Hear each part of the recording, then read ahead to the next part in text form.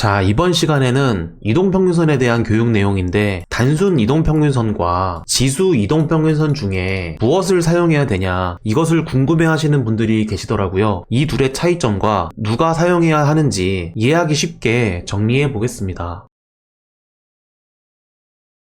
우선 이동평균선은 정답이 있는 것은 아니에요. 이렇게 설정창을 열어서 내가 원하는 숫자를 입력하면 그 값에 맞는 선으로 설정되어 보이게 되는 것입니다. 그냥 이게 끝이죠. 그래서 어떤 선을 사용하든 자기만의 기준을 만드는 방법이 될 수 있는 겁니다. 하지만 우리가 시장에 참여하고 있다는 것을 잊게 되면 그 시장 심리를 잊게 되는 것이고 세력이나 개미들의 심리까지 놓치게 되는 그런 상황이 되겠죠. 때문에 시장 참여자들이 많이 사용하는 이동평균선을 나도 사용하는 게 일반적입니다. 그래서 저는 2017년부터 이 시장에서 경험한 결과 다음과 같은 4가지 이동평균선을 사용합니다. 20선, 50선, 100선, 200선이죠. 초보자분들이면 이 선을 사용하시길 추천드립니다. 자, 그러면 이제 2가지의 선들을 켜보도록 할게요. 단순 이동평균선과 지수 이동평균선을 켜고 둘 다 한번 100선으로 설정을 해보도록 할게요. 그리고 구분할 수 있게 지수 이동평균선은 검정색으로 표시를 해보도록 하겠습니다. 이렇게 하면은 같은 길이의 이제 단순 이동평균선과 지수 이동평균선이 보이게 됩니다. 파란색 선은 단순 이동평균선 MA라고 부르고 검정색 선은 지수 이동평균선 EMA라고 부릅니다. 이 부분을 잘 기억하시고 제 설명을 보시면 됩니다. 우선 추세가 나오는 곳을 한번 보도록 할게요. 지난 불장이었던 20년도를 한번 본다면 기본적으로 이동평균선은 이 주가를 계산해서 만들어지는 선이기 때문에 주가 근처에서 항상 이동하게 됩니다. 그래서 여기 이렇게 불장이 나왔을 때는 이동평균선이 주가를 따라서 계속 상승하는 모습이 나오죠. 근데 이제 여기서 이 둘의 차이점을 알 수 있는데 지수 이동평균선 같은 경우는 단순 이동평균선보다 주가에 더 가까이 있는 것을 알 수 있어요. 이런 식으로 더 가까이 있죠. 그리고 여기서 좀 더 멀리 떨어져 있는 게 단순 이동평균선입니다. 사실 이것만 봐도 이 차이점을 알고 내가 어떻게 사용해야겠다 감을 잡으실 수 있을 텐데요. 이렇게 상승을 하고 있을 때 만약에 결국에는 어떤 고점을 만나면서 하락을 한다고 가정을 해본다면 그 상황에서 내가 어디서 더 먼저 반응을 할 것이냐 이거에 따라서 이 선을 사용하는 게 달라질 수 있습니다. 그렇다면 쉽게 말해서 지수 이동평균선을 사용한다면 주가에 조금 더 민감하게 반응하는 선을 사용하겠다. 그래서 그거에 맞춰서 내가 이 시장의 어떤 기준을 한번 살펴보도록 하겠다.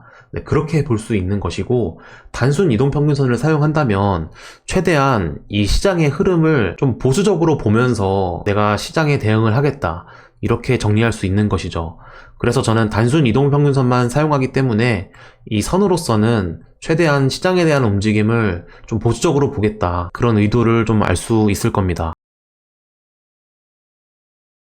그래서 특징을 몇 가지 한번 짚어드리면 이런 구간을 한번 보도록 하죠. 이런 구간에서는 이렇게 반등을 보여주고 나서 이제 내려가는 파동에서 한번 반등이 나온 구간이 지수 이동평균선이었다는 것을 볼 수 있죠. 만약에 지수 이동평균선을 끈 상태로 선을 기준으로 봤을 때 여기서 예측을 하는 것이 매물대를 보는 것 말고는 여기서 반등이 나올 가능성에 대해서 좀 예측하기가 어려웠을 수 있겠죠.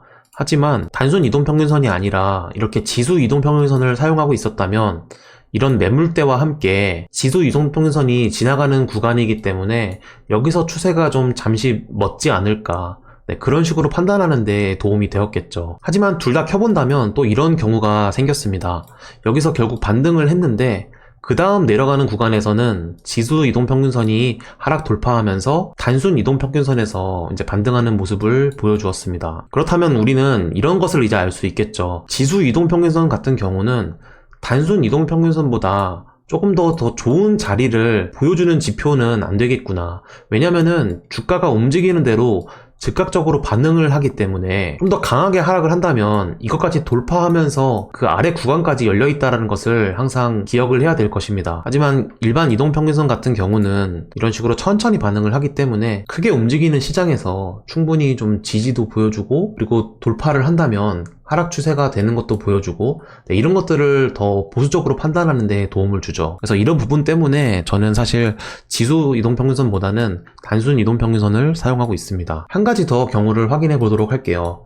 이런 구간도 한번 살펴본다면 이렇게 강하게 하락을 하다가 이제 바닥을 만들고 이제 상승을 보여주는 그런 단계가 왔을 때 민감하게 반응을 하기 때문에 금방 이렇게 기울기가 완만해지는 모습을 볼 수 있어요. 이 구간에서는 이렇게 급하게 하락을 하기 때문에 지수 이동평균선이나 단순 이동평균선이나 비슷한 기울기로 내려가고 있지만 어느 순간 바닥을 만드는 움직임과 상승하는 움직임이 나옴에 따라서 지수 이동평균선 같은 경우는 그새 벌써 이렇게 완만해지는 기울기를 만들고 있습니다. 하지만 이렇게 상승하는 그 움직임에서 이제 단순 이동평균선 그 부근에서 물론 매물대적으로도 충분히 자리는 알 수 있지만 조금 더 시장을 보수적으로 봤던 사람들은 이제 이 구간에서 매도 가능성을 확인을 하는 그런 물량들이 모였다고 생각을 할 수 있죠. 그래서 그 다음 하락이 이렇게 이어진 것을 볼 수 있는 것입니다.